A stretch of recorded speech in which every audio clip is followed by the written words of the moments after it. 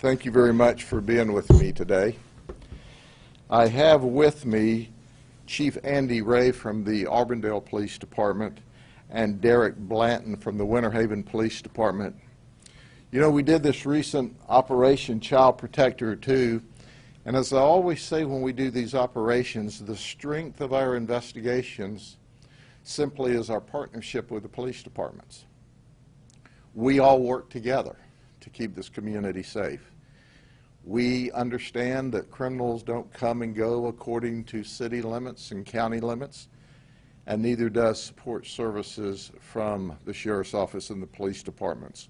We are all one, and this is just another example. So we did a 2-week operation, just the recent of what we've done over and over and over, to focus on those that are online seeking your children.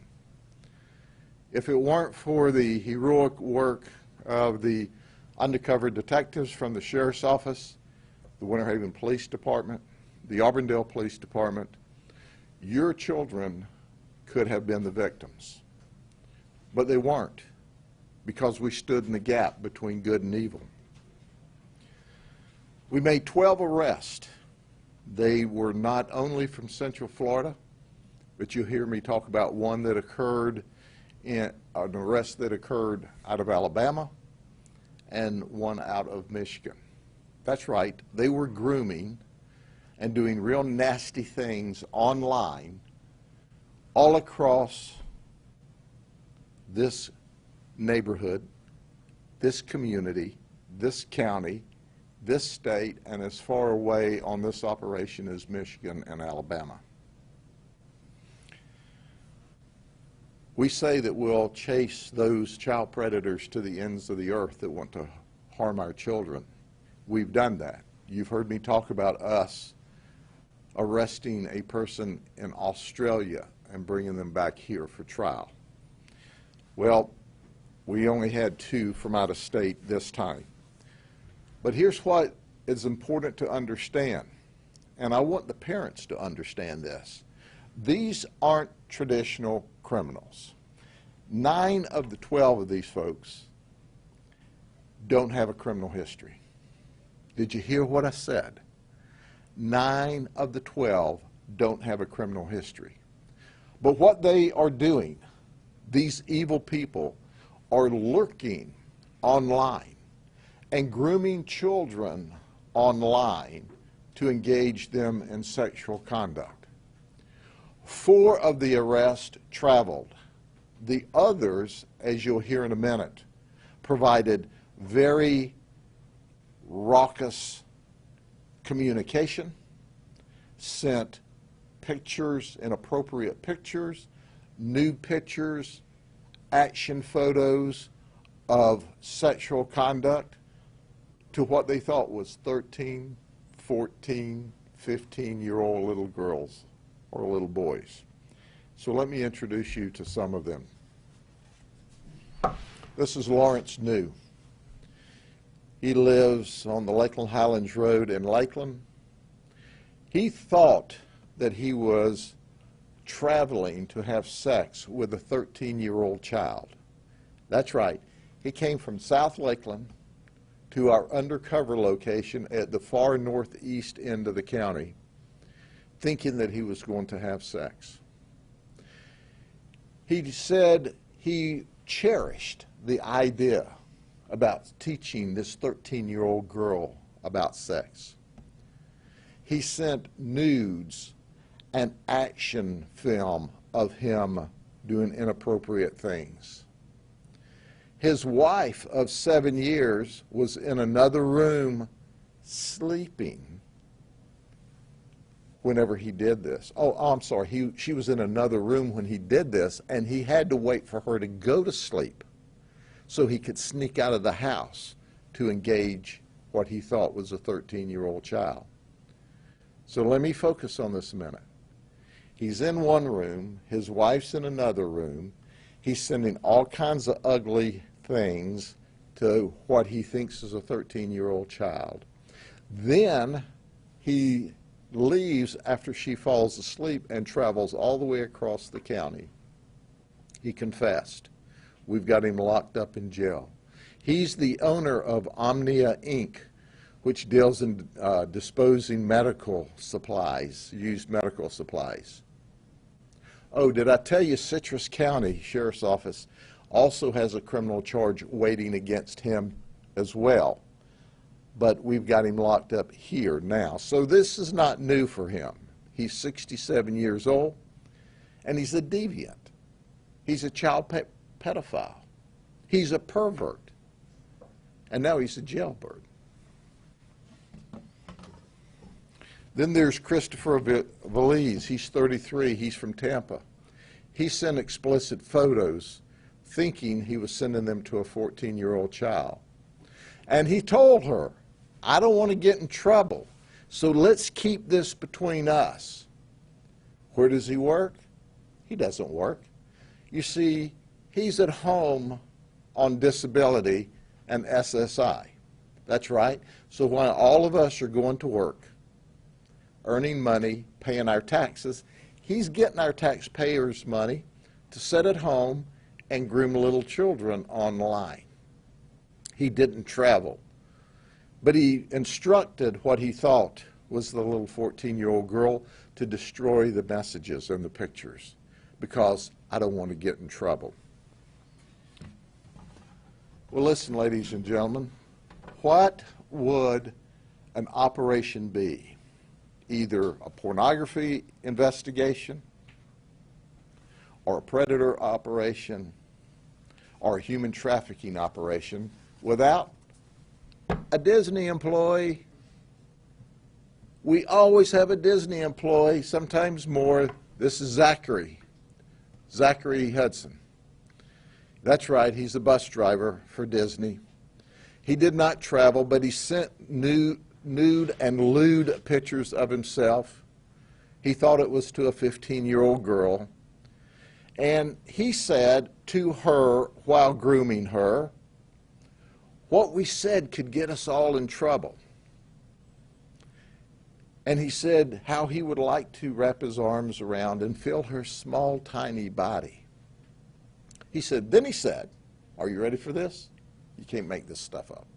I don't want to sound creepy. Well, you just sounded creepy. So he reiterated to what he thought was this little girl that she needed to keep it quiet. It has to be our secret. Because he said, you know, I could go to jail. He said, but I'd risk it for spending some time with you. I'd risk going to jail. Well, when we arrested him, he confessed. Oh, newsflash, this will make Disney extra happy. He was doing this while he was on the clock for Disney. So if your bus was running late at Disney, he was busy taking pictures of himself and talking trash to what he thought was a little girl. Was that his Disney uniform in that photo? Yes. Then there's Timothy King. He's 26, from Claremont. He rode a bike. That's right, he traveled. He rode a bike. This dude was on a mission. So you might ask the sheriff, how far did he ride a bike to have what he thought was sex with a 15-year-old child? 10 miles. Did you hear me? 10 miles. And he said, sometimes I get excited. He didn't use those terms, but I thought I would. He used much more graphic terms. He confessed. He said, I don't have any friends. And he was very cautious when he arrived at the house. He wanted to know about cameras. Are there any cameras? Yep, there's cameras. We got your picture. In fact, we got lots of pictures. We got pictures with your clothes on. Anyway. Then there's Zachary Clark from Tampa. He works armed security for Brink's National Guard. That's right, that was his job. So the next time you see a Brink's truck and they jump out armed to pick up the loot from the store, who knows what he's doing behind closed doors. He traveled. He thought he was going to have sex with a 15-year-old child. Boy, was he surprised when the door opened and there was sheriff's detectives and police officers to arrest him. He said he was kind of antisocial, and he just did this to meet new people. He said, but don't worry, I didn't mean it. I was going to tell her mom. Well, that's as good an excuse as any when you're in a lot of trouble. This guy's 62. His name's Frank Butler. He's from Palm Beach Gardens. He's an administrator for BSG Hospitality. But he was in the Orlando area at a resort. So, hey, he thought he would confront a 13-year-old female. So he started the communication and he traveled. That's right. He traveled from the resort to meet what he thought was a 13-year-old female. You know what's interesting about that? His wife of 27 years was at the resort, and he had to wait for her to go to sleep. So his wife of 27 years, who thinks they're at the resort to have a great weekend, she falls asleep, he sneaks out and goes to the undercover operation to have sex with a 13-year-old child, he thinks. But then he told the detective, once again, you can't make this up, he's not a bad guy. He said, I'm just not a bad guy. He said, you know what I was going to do is wait at the house with this child to tell her mom, as soon as she come home, what this child was doing. Yep. And then when we explained to him about the undercover detective and not the 13-year-old child, he said, well, what did I do wrong? It's just words. Well, newsflash, words matter. Words got you locked up. You were grooming a child. You agreed to meet a 13-year-old child because you, in fact, were going to have sex with that child. Why your wife of 27 years slept blissfully in the resort down the street. He says he doesn't prey on children. So anyway, we asked him what his wife would think about all of this. He said, you know, my wife wouldn't subscribe to this. That's why I had to wait until she went to sleep.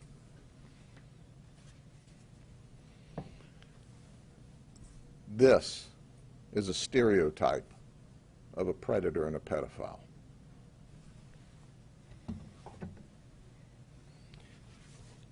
Then there's Michael Ochino from Kissimmee. He's a forklift driver for PepsiCo. He had conversations with 3 different undercover detectives from the police department and the sheriff's office. That's right.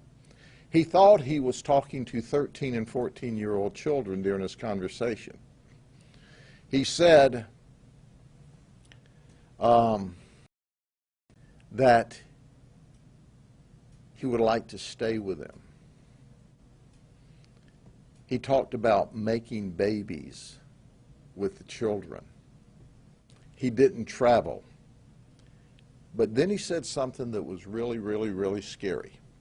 You see, our undercover detectives said that they were down here with their mom on vacation and talked about, during the conversation, the relationship. He said, look, you can stay with me, and here's how you do it.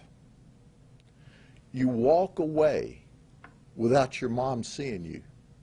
She won't know where you are.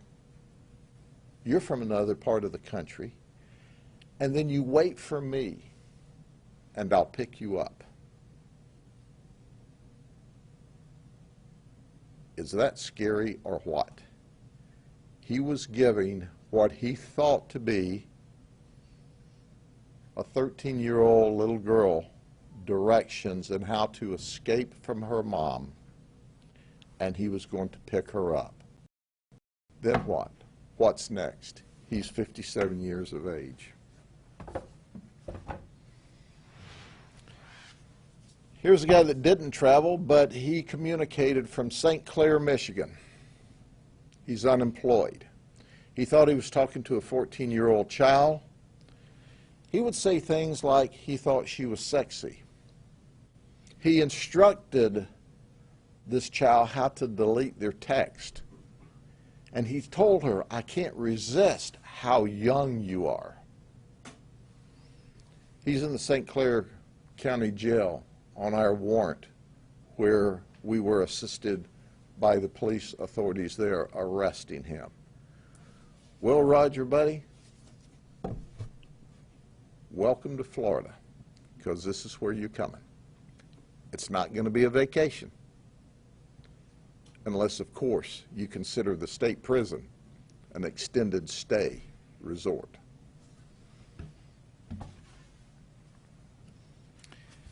And then there's George Matthews. Here's what's interesting about old George. He's 66 years of age.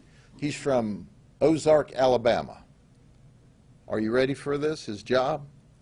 He works at Fort Rucker. He's a Black Hawk mechanic. He works for M1 Support Services, which is a civilian company contracted to work on the Black Hawks. He sent very explicit images of himself to what he thought was a 13-year-old child. He did not travel but he said he would like to. He made statements to the 13-year-old that he was old enough to be her grandfather. And then he engaged in some very nasty chat. Well, when he came to work the next day and he crossed onto the base, the military police arrested him. By the way, that base, if you're not familiar with Fort Rucker, is the Army Aviation Warfighting Center. He had chats with this 13-year-old not only while he was at home, but also while he was at work. I hope he didn't get so carried away with his chats that he forgot to put all the parts back on the Black Hawk helicopters. That could be a real problem. He's in the Dell County Jail. And he's not going to be flying here on a helicopter. I'll guarantee that. All right, I would like to turn this over to a dear friend of mine and colleague. We worked together at the sheriff's office for 25 years until retirement age came, and then he went to be the police chief in Auburndale, and made me very proud to see one of my captains and one of the most talented people we've ever had work with us go on to be the police chief. Chief? Thank you, sir.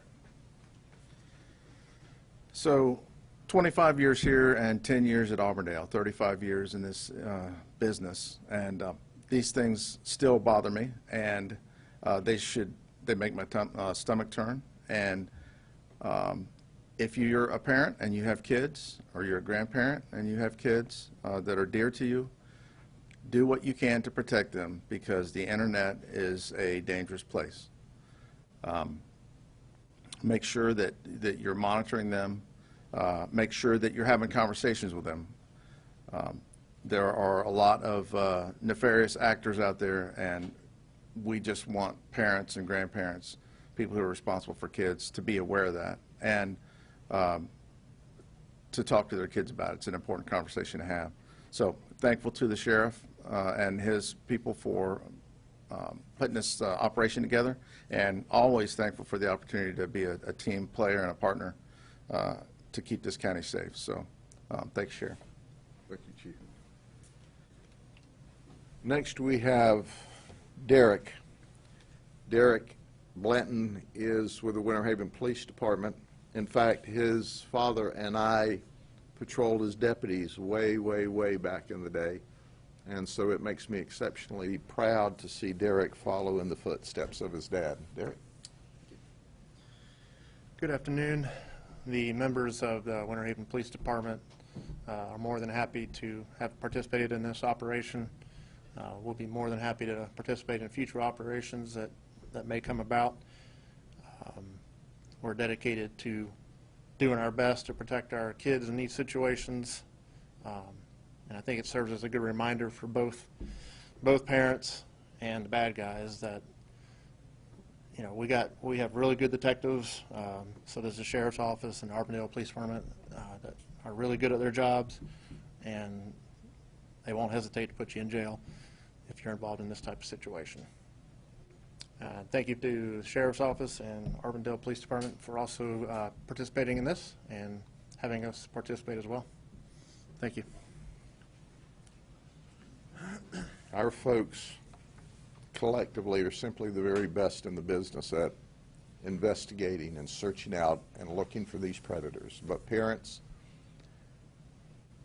these folks will walk boldly into your home while you're there and groom your children if you don't know what your children are doing online. With that, is there any questions?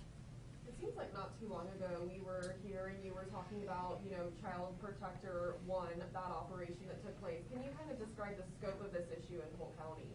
Well, you know, interestingly enough, the overwhelming majority of these people weren't from Polk County. But what we do is we throw a wide net. This time it went as far as Alabama and Michigan to arrest people. So, and my challenge would be to the police agencies and sheriff's offices who aren't doing these operations across the United States, why not? Because that's where the predators are. That's where the child pornographers are. They're all online. And they're looking for children to attack. So when you look at these operations, you understand that my passion, my absolute top priority is to protect the children from sexual predators. Children are supposed to be innocent, but at 13, 14, 15, they're curious. And the next thing you know, this person's shown up in the gaming room with them or with the child chat room with them, looking for those who are alone or lonesome or sad or in need of attention, and that's who they focus on first. So at the end of the day, it's a Polk County solution to a nationwide problem. So we chase you to the ends of the earth. And I also applaud my colleagues from ICAC around this state and nation that do the same thing. But there's a lot of police agencies that don't. And if you don't, I will. We're going to find them, because it's as important for me to save a child from a predator in Alabama or Michigan or Alaska or any place else in the world, Australia, as it is in Polk County. These people will get to your children if given the opportunity. And if they never travel to put hands on them, by the time they groom them and send them all of this ugliness, it certainly breaks down the barriers so that someone else can attack them. Sheriff, one of our reporters would like to know, where was the Disney employee arrested? Was he arrested on property or near Disney property? Or? I'm not sure where he was arrested because he did not travel. We went to him to arrest him. So I don't know if they called him up, you know, from work, but I believe he was in uniform when, in fact, I'm sure he was in uniform when we arrested him. And Sheriff, you've been doing these operations for years, and these used to be really large numbers. Do you feel like you're making an impact? I mean, the numbers of people being arrested become smaller and smaller, it seems like these days. What kind of impact do you think you're making? Certainly, I think we're making a significant impact, because when we first started these operations, what, 10, 12, 15 years ago, we were arresting 30, 40 a week.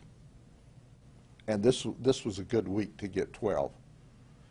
So the difference is child pornographers can go into the deep dark web, and they're very difficult to find. We do, but they're deep dark web people that understand that. It's very difficult. They have to go in the chat rooms. They have to go in the gaming rooms. They have to be where the children are. So by us not arresting as many as we used to, it doesn't mean they're not out there, because they are. Have some of them become more savvy? Certainly they have with education.